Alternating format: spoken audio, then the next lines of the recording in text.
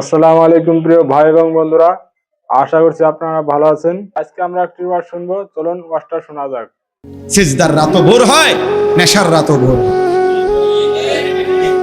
হ্যাঁ, আজ রাত যে যুবক আল্লাহকে সিজদা দেয় তারও ভোর হয়, যে মদের নেশায় পড়ে থাকে তারও কি হয়ে যায়, ভোর হয়। স্বার্থপর এই দুনিয়া যুবক, নওজওয়ান মনে রাখো, স্বার্থপর এই দুনিয়া কারো কথা মনে রাখে না, কারো জন্য থেমে থাকে না। আমি এই পরশুদিন দেখছি, গতকালকের আগের দিন সকাল 6:30 বাজে আমি আমার বাজারে, ময়নামতি সাবের বাজার, ওইখানে দেখছি একটা হাইয়েস্ট গাড়ি একটা ট্রাকের মুখোমুখি হইয়া, হাইয়েস্ট গাড়িটার ড্রাইভারটা জায়গা তারে বাইরে করছে টাইম না হেসরাইয়া, কিছুক্ষণের মধ্যে লোকটা মারা গেছে। আমি একটা জিনিস খেয়াল করছি, অনেকক্ষণ তাকাইয়া আমার সাথে ড্রাইভারের আমি বললাম, কি স্বার্থপর এই দুনিয়া, একটা গাড়ি কেউ তার জন্য থামলো না, কারো হাতে সময় নাই, সবাই হরন দিয়া সাইড করে এমনে হেমনে করে সব চলে যায়, কোনো ড্রাইভারও থামে না বন্ধু, যে একটা লোক তো মরে গেছে, আরে মরে গেছে, তুই মরে গেছ, আমার হাতে সময় নেই। এই জন্য স্বার্থপর এই দুনিয়া, বড় স্বার্থপর, হয় কারো জন্য থামে না, কারো কথা অপেক্ষা করে না। চলতে তোমার কথা কেউ মনে রাখবে না। তুমি যদি নষ্ট হয়ে যাও, তুমি যদি কবরে আযাব হয়, তোমার যদি জাহান্নামের আগুন তোমারে পুড়তে হয়, আল্লাহর কসম বন্ধু, তোমার পতন তুমি করে দিলা, নিজেরে নষ্ট তুমি করে দিলা, শেষ পর্যন্ত দেখবা কেউ তোমার কথা মনে রাখবে না। এই পৃথিবী ধোঁকা। চলো এই জন্য আল্লাহর দিকে ফিরে আসি। ইল্লা মান তাবা ওয়া আমানা ওয়া আমিলা সালিহান, আল্লাহ বলে যে গুনাহ ছেড়ে দিয়ে তওবা করলো, আমি আল্লাহকে বিশ্বাস করলো এবং পুনরায় আবার নেক আমল শুরু করে দিল, ফাউলাইকা ইয়াদখুলুনাল জান্নাহ, আমি আল্লাহ ওয়াদা দিলাম, আমি আল্লাহ তাদেরকে জান্নাতেই ঢুকায়া দেব। ওয়ালা ইউজলামুনা শাইআ, কোনো জুলুম করা হবে না এক বিন্দু। অর্থাৎ পেছনের গুনার জন্য আমি লজ্জা দেব না, বরং তওবা করার কারণে, ফিরে আসার কারণে, নতুন করে আবার নামাজ সেজদা বন্দিগি পাক পবিত্র জীবন চলার কারণে এখন থেকে নিয়ে বাকি জিন্দেগির আমলের বরকতে জান্নাত দিয়ে দেব। এই জন্য প্রিয় সন্তান, প্রিয় কিশোর, নওজওয়ান, যুবক, চলো ইনশাআল্লাহ বদলাইবার সিদ্ধান্ত নেই। সবাই এই পরিমাণ শাহওয়াত, এই পরিমাণ অবৈধ কামনা বাসনা, নারী ছবি, অশ্লীলতা, বেহায়াপনাতে মাতাল হয়ে গেছে বন্ধু চারিদিকে, সমাজের চারিদিকে। হজ্জের সফরে ছিলাম, যে কয়দিন যাই খোঁজ খবর নিছি, দেশের খবর একটাই, হত্যা, খুন, ধর্ষণ, নারী নির্যাতন। আর সবচেয়ে আশ্চর্যের কথা হলো, আমি মনে হয় আমার এই ছোট্ট হায়াতে গত 30 বছরে আমি যে কথাটা এতবার শুনি নাই, গত 2 মাসে বারবারই শুনি চারিদিকে পরকিয়া। এটা এই পরিমাণ সমাজে বেড়ে গেছে, অসভ্যতা, যে স্বামী থাকতো নারী অন্য পুরুষের প্রতি আসক্ত, স্ত্রী থাকতো ওই জানোয়ার অন্য নারীতে আসক্ত, এটা খুব বেশি পরিমাণ বেড়ে যাচ্ছে, যার কারণে আপনজনকে হত্যা করতে পর্যন্ত লজ্জিত হচ্ছে না। এর চাইতে বড় আশ্চর্য, আশ্চর্য বাংলাদেশে এর চাইতে বড়, এর চাইতে দুর্ধর্ষ হত্যার ঘটনাও 2 দিনে কি হয়ে যায় খবর বোঝা যায়। কিন্তু এখানে কেন বোঝা যাচ্ছে না? বোঝা যাচ্ছে এটা স্পষ্ট, আপনজনের এটা ধামাচাপা দেওয়ার জন্য সব রকমের প্রসেসিং করা হচ্ছে, সব প্রসেসিং করা হচ্ছে।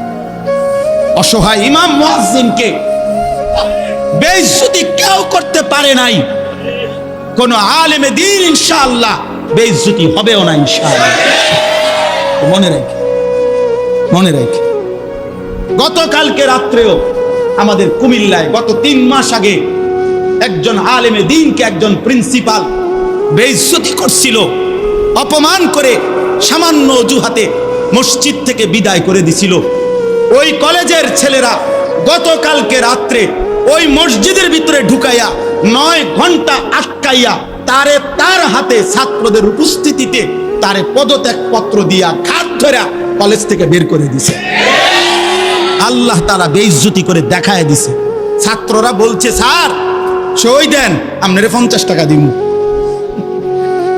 মানে 50 টাকা 100 টাকার লোভ সামলাইতে পারেন নাই, নেন পদত্যাগ পত্র সই দেন। এজন্য দোস্ত, নারীর আসক্তি, জিনা, বেবিচার, পরকীয়া, অসভ্যতা, যুবক ভাই তোমরা বাঁচতে হবে। নওজোয়ান, আল্লাহ যদি হায়াত দেয় তোমগরে, আগামী সময়টা তোমরা তো পৃথিবীতে থাকতে হবে। এই সমাজ, এই দেশ তো আলাদা করতে পারতা না, তুমি তো এই জমিন ছেড়ে দিতে পারতা না বন্ধু। সম্পদ যদি হয়, তোমরা সব ছেলে তো একসাথে চাঁদের দেশে যাইতে পারতা না, আরেকখানে যাইতে পারতা না। এই সমাজ নিয়ে বাঁচতে হবে, এই দেশ, এই মাটি, এই এলাকা নিয়ে তো তোমাদেরকে বাঁচতে হবে ভাইয়া।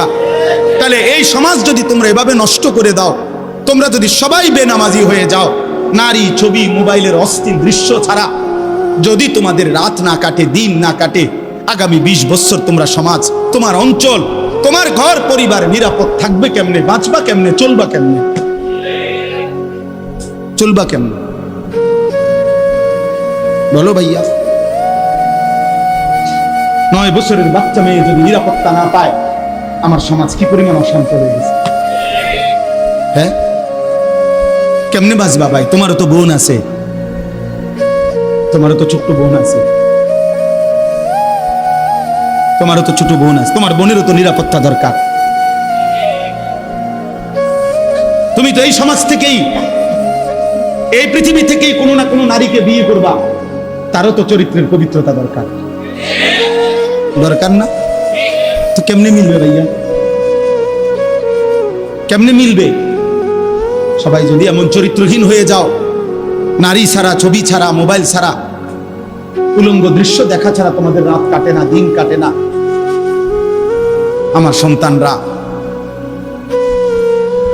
কেমনে আগামীর পৃথিবীতে তোমরা বাঁচবা ভাইয়া বলো? তোমাদের অনেক ছেলের চেহারা দেখলে তো বোঝা যায় কতদিন হয় নামাজ পড়ে, কতদিন হয় মালিকরে একটা সেজদা দেয়। চুল নিয়ে এত ব্যস্ত হয়ে গেলা কেন? চুলের ফ্যাশনের উপরে এত অস্থির হইলা কেন? কে দেখে তোমার চুল? কীট তো দেখে, কারে দেখাবো সব চুল? মানুষের আর কাজ নাই, মানুষ বুঝি বইয়া বইয়া তোমার চুল দেখবে। তুমি যে সারাদিন চুল নিয়ে ব্যস্ত, শরীর পূজা, দেহের পূজা এভাবে করছো কেন? সারাক্ষণ বুঝি এই শরীর, এই দেহ, এটা নিয়েই ব্যস্ত হয়ে গেলা। সারাক্ষণ একটা নারী বুঝি, একটা নারী, একটা ছবি, একটা বেডি, একটা উলঙ্গ দৃশ্য, এর জন্যই পৃথিবীতে আসা। এই রাত দিন বুঝি মোবাইলে দেখবা, ছবি দেখবা, নারী দেখবা, সারাদিন বুঝি নারীর জন্যই পৃথিবীতে আসা। তোমার আর কাম নাই, আর কোনো উদ্দেশ্য নাই দোস্ত আমার। ঠিক হলো না, ঠিক করলা না ভাইয়া, ভালো করলাম। অর্থাৎ যারা নামাজ পড়ে না, আল্লাযীনা তারাকুস সালাহ, টোটালি নামাজ যারা ছেড়ে দিছে, তারা প্রজন্মের উত্তম তো না, নিকৃষ্ট না, তারা কোনো জেনারেশনে না, তারা কোনো মানুষে না, তারা কোনো কিচ্ছু না, এর কোনো গণাতে ধরে নাই। ওই প্রথমেই বাদ গণাত করছে, ওরে নিকৃষ্ট হিসেবে বলতে চাইছে আল্লাহ এখানে। যারা তাদের নামাজকে নষ্ট করে দেয়, তাফসীরের মধ্যে লিখছে নামাজ নষ্ট করে দেয় মানে কি? 1 নাম্বার, যে ব্যক্তি নামাজকে যথাসময়ে আদায় করে না, ইউআখিরুনাস সালাহ, তাখির করে, নামাজ সবসময় দেরিতে পড়ে। নামাজ সবসময় কখন পড়ে? দেরিতে পড়ে। আল্লাহ তাআলা বলেন ওরা ওই সমাজের নিকৃষ্ট মানুষ। ফাওয়াইলুল লিল মুসাল্লিন আল্লাযীনা হুম আন সালাতিহিম সাহুন। আল্লাহ তাআলা বলেন ওই নামাজীদের জন্য জাহান্নাম। ওয়াইল, জাহান্নামের একটি গুহা, জাহান্নামের একটা অংশ, জাহান্নামের ভীষণ আযাব। আল্লাহ তাআলা বলছে তারা আল্লাযীনা হুম আন সালাতিহিম সাহুন, যারা তাদের নামাজের মধ্যে সাহুন, অলস, নামাজকে সবসময় দেরি করে, নামাজকে সবসময় দেরি করে। জোহরের আজান হইছে 1টা বাজে, এবারে জোহরের নামাজ পড়তে গেছে 1:15 বাজে, 4:30 ওরা নামাজ পড়ছে, লুঙ্গিটারে বইটা গামছা একটা কান্দে দিয়া রুকু সিজদা 3-4টা মেরে দিল আর কি। এটা নমাজ হইলে আর কি তো করতাম হুজুর, সময় কুলাইতারি না।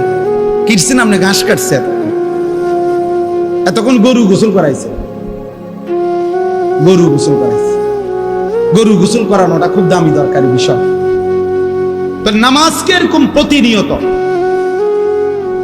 যে বিলম্ব করে আল্লাহ তাআলার কোরআনের ভাষায় তারা নিকৃষ্ট মানুষ, নিকৃষ্ট মানুষ। আদাউস সালার অন্তর্ভুক্ত, আদাউস সালার অন্তর্ভুক্ত নামাজকে বিলম্ব।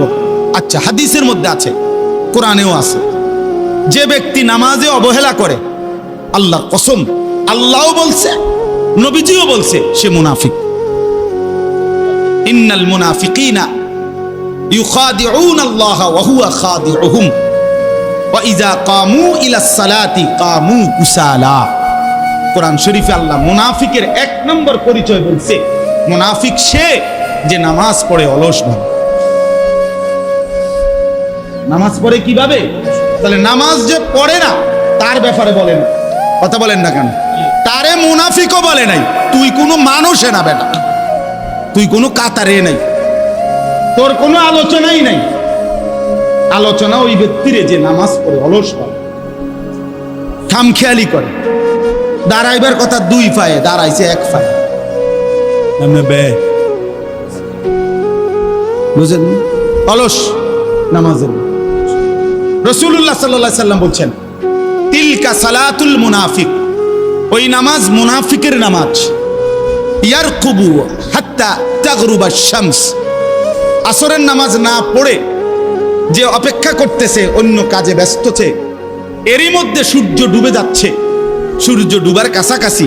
হাত্তা কানাত বাইনা কারনাই শয়তান, সূর্য ডুবার সময়ে শয়তান তার 2 শিং সূর্যের পাশে বাড়াইয়া দেয়। আল্লাহ নবী সাল্লাল্লাহু আলাইহি সাল্লাম বলেন, কামা ফানাক্কারা আরবাআন, সূর্য ডুবে যায়, এই সময় ওই আসরের নামাজের জন্য দাঁড়াইয়া 4 রাকাতে যেন 4টা ঠুক্কর মারছে। লা ইয়াযকুরুল্লাহ ইল্লা কালিলা, ঠিক মতো তাসবিহগুলো নামাজের আদায় করে নাই।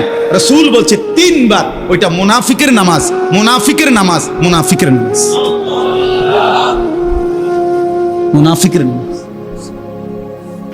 তোর মতো নিকৃষ্ট নির্লজ্জ বেহায়া আল্লাহর জমিনে তো কোনো কুত্তাও হয় না,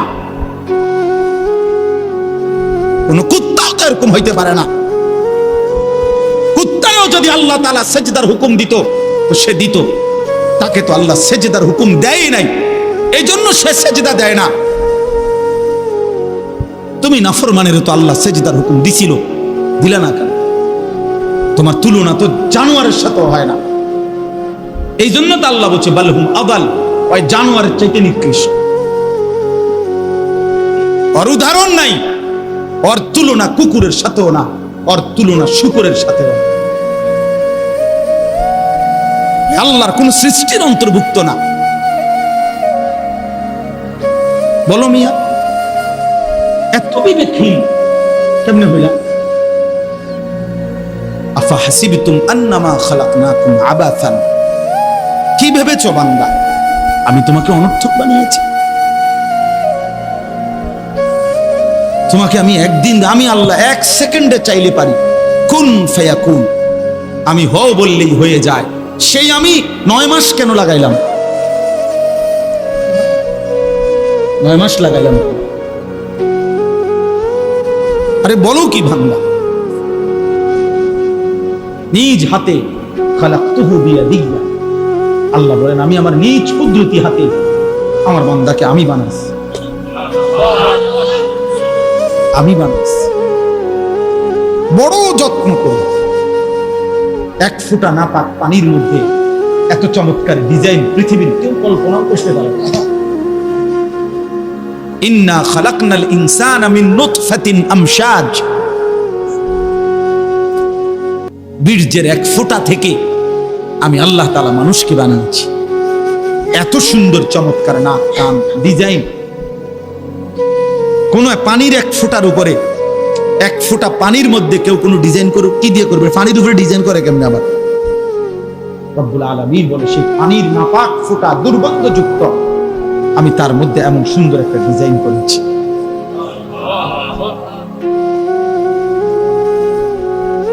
কেমনে ভুলে গেলাম? মা গাররাকা বিরাব্বিকাল কারীম, আমার মতো মেহেরবান দয়ালু মাওলা 24 ঘন্টা যে তোমাকে অজস্র অগণিত নিয়ামত দিচ্ছি, এই আসমান জমিন, এই চাঁদ সূরজ আলো বাতাস, এক সেকেন্ড বান্দা এই বাতাস বন্ধ করে দিলে তুমি নিশ্চিহ্ন হয়ে যাবে। তুমি এই পৃথিবীতে নিঃশ্বাস ত্যাগ করে মৃত্যুবরণ করবা। একটা নিঃশ্বাসের জন্য তুমি এতটা মুখাপেক্ষী আমি আল্লাহর কাছে, সেই আমাকে একটা সিজদা দিবা না? সেই আমাকে একবারও ডাকবা না? তা আপনি ওয়াজটা শুনে কি কি বুঝতে পারলেন? ওয়াজটা খুবই সুন্দর ছিল। এই ওয়াজটা শুনে বহুত কিছু শিখতে পারলাম।